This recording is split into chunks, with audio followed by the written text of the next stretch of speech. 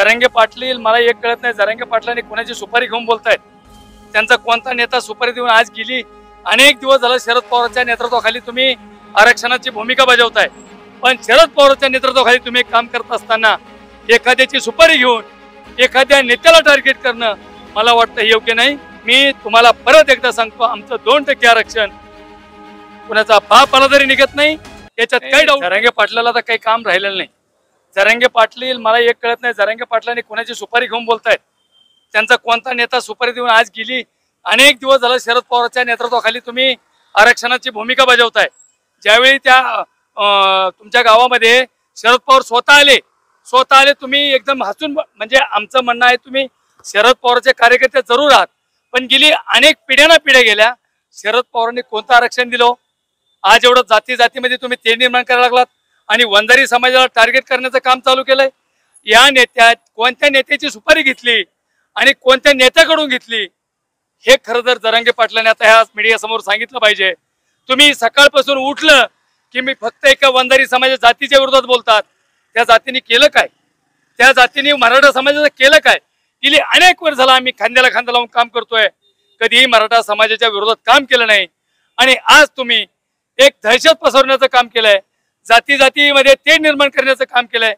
जरांगे पाटील हे चुकीचं आहे। जरांगे तुम्हाला परत एकदा आवाहन करतोय आम्ही की तुम्ही हे थांबवा, नसता जे महाराष्ट्रात घडेल त्याला फक्त आणि फक्त जरांगे जबाबदार असतील, ही आमची स्पष्ट भूमिका आहे।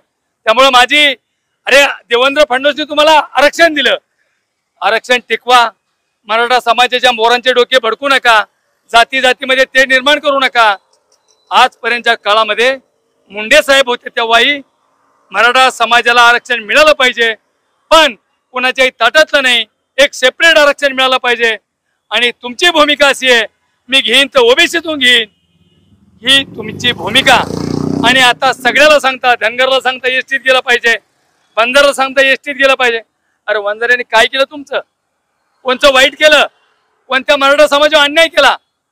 एकही मराठा समाजावर आजपर्यंत वंजारी समाजाने अन्याय केला नाही।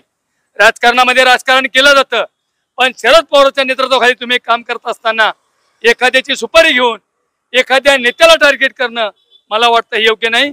पाटील तुम्हाला विनंती आहे की तुम्हाला मराठा समाजाचे तरुणाचे डोके भडकवण्यापेक्षा त्यांना त्यांच्या पालक कष्ट करून ऊस सोडून त्यांचे उपजीविका भागवतात, मुलं शिकवतात आणि त्या मुलांना नोकरी कशी मिळेल या अशा पद्धतीने डोके भडकून त्यांच्या डोक्यामध्ये एक वेगळी भूमिका घालून कधीही हे होणार नाही।